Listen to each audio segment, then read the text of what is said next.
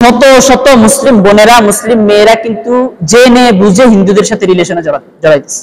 হিন্দু একথা জানার পরেও কিন্তু রিলেশনে জড়াচ্ছে, রিলেশন করছে। এটা কেন হয়েছে আপনার কি মনে হয়? এটা কি জাস্ট তার একটা আবেগ, একটা ছোট বয়সের একটা আবেগ থেকে এই কারণে? এই জন্য আমরা আপনাদেরকে বারবার এই কথাগুলো বলে আসতেছি যে আপনারা দ্বীনের, ইসলামের, ইলমের দিকে বেশি মনোযোগ দেন, ইলম অর্জনের দিকে বেশি কি দেন? মনোযোগ দেন। এটা আল ওয়ালা ওয়াল বারাকি, দেখেন আল ওয়ালা ওয়াল বারাকি, আল ওয়ালা ওয়াল বারাকি, আল্লাহর জন্য বন্ধুত্ব, আল্লাহর জন্য শত্রুতা। অমুসলিমের সাথে আপনার আচরণ কেমন হবে? ফ্যান্টাসি ছেড়ে প্রথম কাজ কি ভাই? ইলম অর্জন করা। প্রথম কাজ ইলম অর্জন করা। আসসালামু আলাইকুম ওয়া রাহমাতুল্লাহ। ইন্নাল হামদুলিল্লাহ ওয়াস সালাতু ওয়াস সালামু আলা রাসূলিল্লাহ, আম্মা বাদ, ফাআউযু বিল্লাহি মিনাশ শাইতানির রাজীম। বিসমিল্লাহির রহমানির রহিম। কুল হাল ইয়াস্তাবিল্লাযীনা ইয়া'লামুনা ওয়াল্লাযীনা লা ইয়া'লামুন।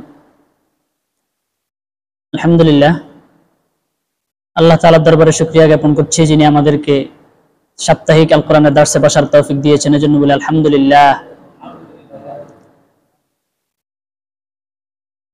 আল্লাহ তাআলা মানুষকে হাজারো লাখো মাখলুকের মধ্যে সর্বোত্তম মাখলুক হিসেবে সৃষ্টি করেছেন। আশরাফুল মাখলুকাত বলা হয়, সর্বোত্তম সৃষ্টি। এই মানুষকে যে সমস্ত মাখলুকের উপর সম্মান দিয়েছেন আল্লাহ তাআলা, এটার রিজনটা কি? অনেক মাখলুক আছে, কিন্তু মানুষকে আল্লাহ তাআলা, মানুষ কিন্তু সবচেয়ে শক্তিশালী না, মানুষের চেয়ে শত শত প্রাণী আছে শক্তিশালী। মানুষকে আল্লাহ তাআলা সমস্ত মাখলুকের উপর শ্রেষ্ঠত্ব দেওয়ার রিজনটা কি? শ্রেষ্ঠত্ব দেওয়ার কারণটা কি? কেউ বলতে পারবেন? আল্লাহ তাআলা কেন শুধু মানুষকে সমস্ত মাখলুকের উপর শ্রেষ্ঠত্ব দিয়েছেন? কোন জিনিসটার কারণে? ইলম। কিসের কারণে? ইলমের কারণে। ইলমের কারণে আল্লাহ তাআলা অন্যান্য সকল মাখলুকের উপরে মানুষকে কি দিয়েছেন? মর্যাদা দিয়েছেন। আদম আলাইহিস সালামকে যখন আল্লাহ তাআলা সৃষ্টি করবেন, তখনই এই যে ফেরেশতাদের সাথে কথোপকথনের সময় আল্লাহ তাআলা বলতেছে সূরা বাকারার 31 নম্বর আয়াত, যে আল্লামা আদামাল আসমাআ কুল্লাহা, যে আমি আদমকে সকল জিনিসের নাম শিক্ষা দিয়েছি। সকল জিনিসের নাম, সবকিছুর নাম কি দিছি? শিক্ষা দিছি। সুম্মা আরদাহুম আলাল মালাইকা ফাকালা আম্বিউনি বিআসমাই হাউলা ইন কুনতুম সাদিকিন। এরপরে আল্লাহ তাআলা ফেরেশতাদেরকে বলল, তোমরা যদি সত্যবাদী হও তোমাদের কথায়, তাহলে তোমরা বলো তো এগুলোর নাম কি, এগুলো কি, এটা কি, ওটা কি।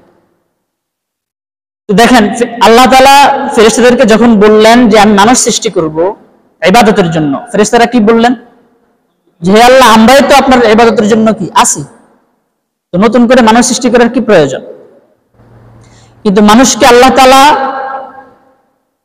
সৃষ্টি করে সর্বোত্তম মাখলুক হিসেবে মর্যাদা দিয়েছেন। এর কারণ হলো ইলম। কিসের কারণে? ইলমের কারণে। পৃথিবীতে কোটি কোটি মাখলুক আছে, কিন্তু মানুষের মতো, মানুষের মধ্যে যে ইলম আছে, যে বুদ্ধি আছে, যে মেধা আছে, যে জ্ঞান মানুষের মধ্যে আছে, পৃথিবীর অন্য কোনো মাখলুকের মধ্যে ওই জ্ঞান আছে, ওই মেধা আছে? এই ইলম আবার দুই প্রকার। ইলম কয় প্রকার? দুই প্রকার। একটা হলো দুনিয়াবি ইলম, আরেকটা হলো ওহীর ইলম, ইলমে ওহী, আসমানি ইলম। কথা বুঝতেছেন? একটা হলো দুনিয়াবি, জাগতিক ইলম, জাগতিক জ্ঞান, আরেকটা হলো ওহীর জ্ঞান। কিসের জ্ঞান? ওহীর জ্ঞান।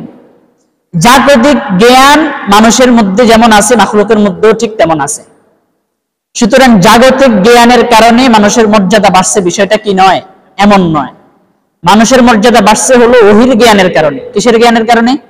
ওহীর জ্ঞানের কারণে, আসমানি ইলমের কারণে। আসমানি ইলমের কারণে, আসমানি ইলমের কারণে মানুষকে আল্লাহ তাআলা শ্রেষ্ঠত্ব দিয়েছেন বেশি। জাগতিক ইলম, ডক্টরি, তারপর ইঞ্জিনিয়ারিং, এরপরে বিভিন্ন যে জাগতিক ইলমগুলো আছে, এগুলো মাখলুকের মধ্যে ফিতরতগতভাবে আছে। আপনারা বাবুই পাখির বাসা দেখছেন? বাবুই পাখির বাসা কি পরিমাণ নিখুঁত ভাবে একটা পাখি, কিভাবে আল্লাহ, সুবহানাল্লাহ, এটা আল্লাহ তাআলার কি পরিমাণ, আল্লাহ তাআলা তাকে বিবেক দেওয়ার কারণে এটা হয়েছে, ঠিক না? তো বাবুই পাখিকে আল্লাহ তাআলা এই বাসা তৈরির যেই ক্যাটাগরি, এটা কিন্তু ফিতরতগতভাবে বাবুই পাখিকে আল্লাহ তাআলা দিয়েছে, ঠিক না? তো জাগতিক এই জ্ঞানটা ফিতরতগতভাবে পশু পাখির মধ্যেও কি আছে। বেজি চিনেন? বেজি, বেজি কিন্তু ডক্টর। বেজি কি? ডক্টর। কোন কোন পাতার মধ্যে, কোন গাছের মধ্যে ঔষধ আছে তার রোগের, সাপে কামড় দিলে সে কিন্তু এটা জানে, এটা তার ফিতরতগত ভাবে আল্লাহ তাআলা তাকে দিয়েছেন। তো জাগতিক ইলমের কারণে মানুষের সম্মান না, মানুষের সম্মান কিসের কারণে? আসমানি ইলমের কারণে, ওহীর ইলমের কারণে। তো এইজন্য আমরা যদি আমাদের সম্মানের যে জায়গাটা আছে, শ্রেষ্ঠত্বের জায়গাটা আছে, মর্যাদার জায়গাটা আছে, এটাকে যদি আমরা ধরে রাখতে চাই, আমি আশরাফুল মাখলুকাতের যে শ্রেষ্ঠত্ব রয়েছে এটাকে যদি ধরে রাখতে চাই, আমাকে কোন ইলম অর্জন করতে হবে? ওহীর ইলম, আসমানি ইলম। ঠিক আছে? কিন্তু দুঃখজনক বিষয় হলো আমাদের ওহীর ইলম, ওহীর যে জ্ঞান, এটা অর্জন করার মন মানসিকতা তেমন একটা নাই। তেমন একটা, কথা সত্য না? দুনিয়ার ইলমের দিকে দেখবেন মানুষ অনেক বেশি ঝুঁকে গেছে, কিন্তু ওহীর ইলমের দিকে যেভাবে ঝুঁকা দরকার ছিল সেভাবে কিন্তু কি ঝুঁকা হইতেছে না। আবার যারা ঝুঁকছে, ওহীর ইলম জ্ঞান করে, ওহীর ইলম শিক্ষা করে, অর্জন করে, তারাও একটা ট্র্যাডিশনের মধ্যে আছে, একটা গণ্ডির মধ্যে সীমাবদ্ধ। যেভাবে সাহাবায়ে কেরাম শিখছেন বা যেইভাবে হওয়ার দরকার ছিল সেভাবে কি হচ্ছে না। আমাদেরকে দ্বীনের যে নলেজ, দ্বীনের যে জ্ঞান, এটা অর্জন করতে হবে। আমাদের সমাজের মুসলমানদের মধ্যে, মানুষের মধ্যে বা আমাদের মধ্যে ইসলামের আবেগ আছে। ইসলামের কি আছে? আবেগ আছে আমাদের মধ্যে। ইসলামকে কেন্দ্র করে একটা বড় ধরনের একটা আবেগ আমাদের মাঝে আছে, আমাদের মুসলমানদের মাঝে আছে। কোথাও মাহফিল হচ্ছে, কোথাও মিছিল হচ্ছে, জনসাধারণ দেখবেন দলে দলে যায়, ঠিক না? দ্বীনের একটা আবেগ আছে, যে যারা জনসাধারণ মিলাদ করে, মিছিল করে, মাহফিল করে, এগুলো কিন্তু দ্বীনের একটা আবেগ থেকে করে। ইসলামের কিসের থেকে করে? ইসলামের ক্ষেত্রে তার যে আবেগটা আছে ওই আবেগ থেকে করে। তো আমাদের সমাজের মানুষের মধ্যে দ্বীনের আবেগ অনেক বেশি, ইসলামের আবেগ কি অনেক বেশি, কিন্তু ইসলামী মূল্যবোধ, ইসলামের ক্ষেত্রে যে বিবেকটা দরকার ছিল, ইসলামের যে পরিমাণ জ্ঞান দরকার ছিল, ওই জ্ঞানটা নাই। ওই জ্ঞানটা যথেষ্ট পরিমাণ কি নাই। তো ইসলাম সম্পর্কে মানুষের কি আছে? আবেগ আছে। ইসলাম সম্পর্কে মানুষের একটা ফ্যান্টাসি আছে, কিন্তু ইসলাম সম্পর্কে যথাযথ জ্ঞান, যথাযথ নলেজ মানুষের কি নেই। আমাদের ইসলাম সম্পর্কে আমাদের আবেগ দরকার না ইলম দরকার? আবেগ দরকার না ইলম দরকার? ইলম দরকার। ইসলামের এই বেসিক নলেজ গুলো, ইলম গুলো উম্মাহকে শেখানোর জন্য একেবারে জোরদার মেহনত দরকার। ঠিক আছে?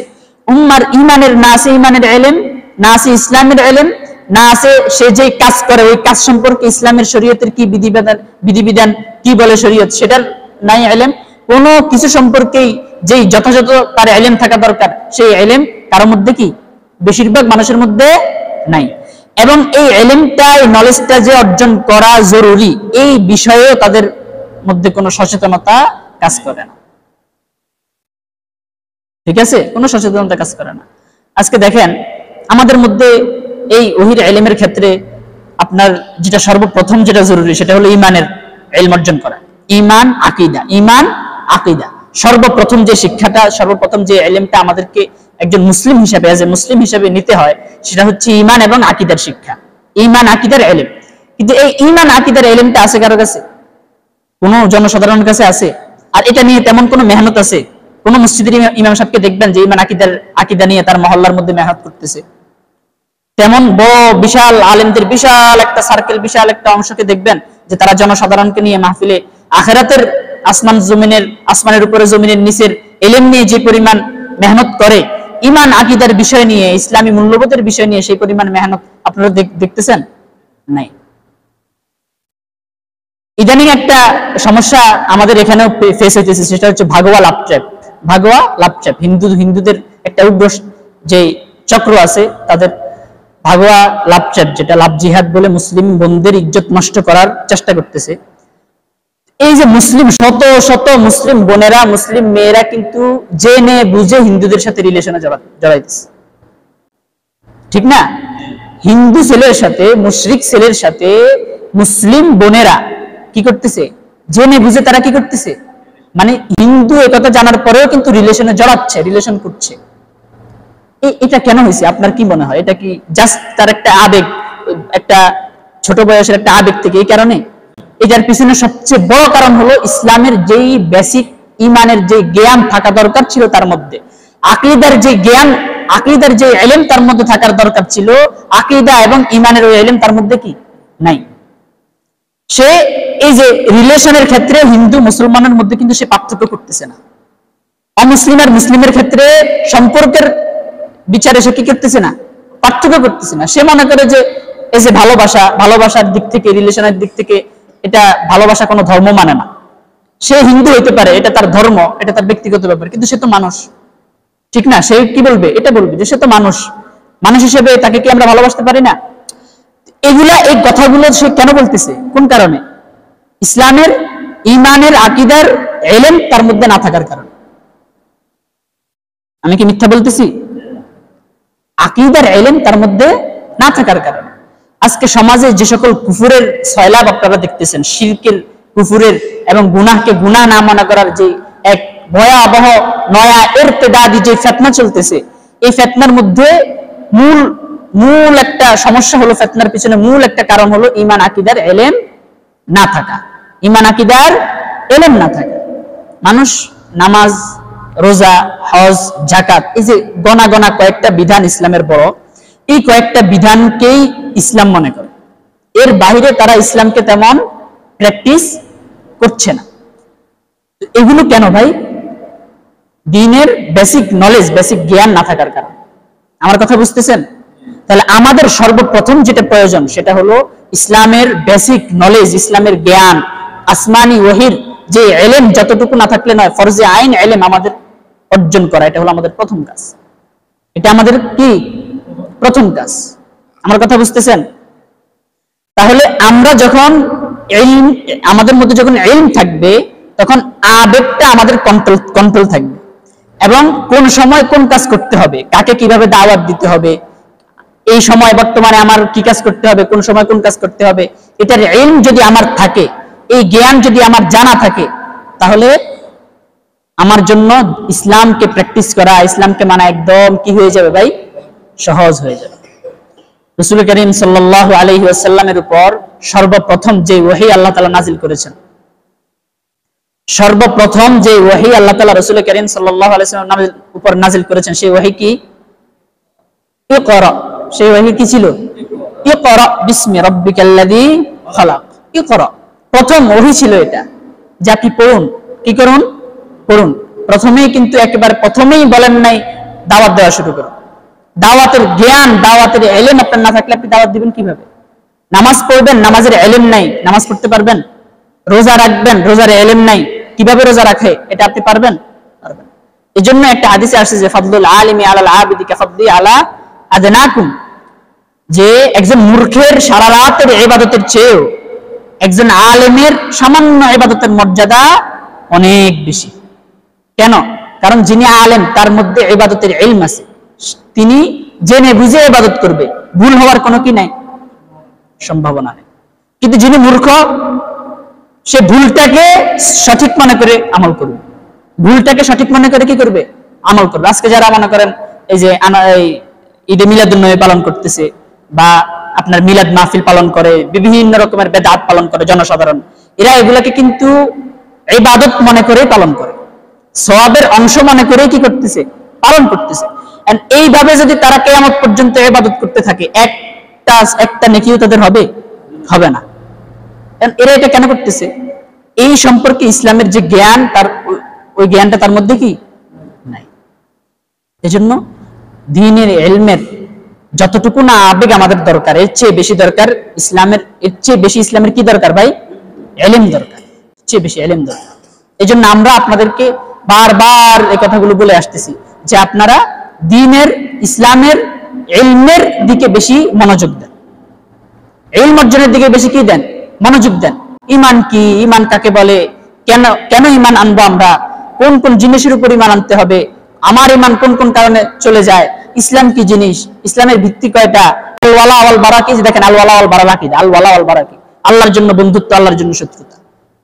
অমুসলিমের সাথে আপনার আচরণ কেমন হবে, অমুসলিমদের সাথে আপনার এই চলাফেরা কেমন হবে, অমুসলিমদের সাথে আপনার চলাফেরার সীমারেখা কতটুকু, কোন কোন সেক্টরে অমুসলিমদের সাথে আপনার সম্পর্ক জায়েজ আছে, কোন কোন সেক্টরে জায়েজ নেই, অমুসলিমদের সাথে কোন কোন আচরণের ক্ষেত্রে আপনি ইসলাম থেকে বের হয়ে যেতে পারেন, এগুলা ইসলামের গুরুত্বপূর্ণ আকীদা।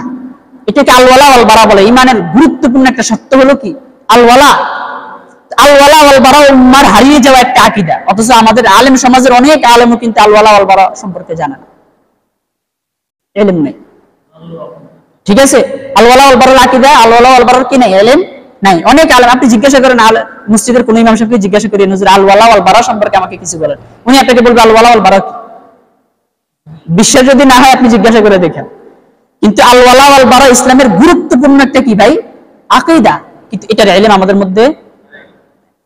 শুধু এটা না, এইভাবে যে বর্তমান জমানার চিহ্নিত কুফুরগুলা কোনটা কোনটা কুফুর, কোনটা বর্তমান জমানার শিরক, কোনটা কোনটা বর্তমান জমানার নিফাক, কোন কোন দল কুফুরের উপর প্রতিষ্ঠিত, কেন কাজ করতেছে, কার কোন দলের সাথে আমার মিশা যাবে, কোন দলের সাথে মিশে যাবে না, মুসলিমের সাথে অমুসলিমের সাথে কতটুকু আমার সম্পর্ক থাকবে, কোন শাসক তাগুত শাসক, কোন শাসক এই মুসলিম শাসক, এই যে আরো বিভিন্ন ধরনের যে বেসিক ইলম আছে, এই ইলমগুলো আমাদের মধ্যে কি ভাই নেই।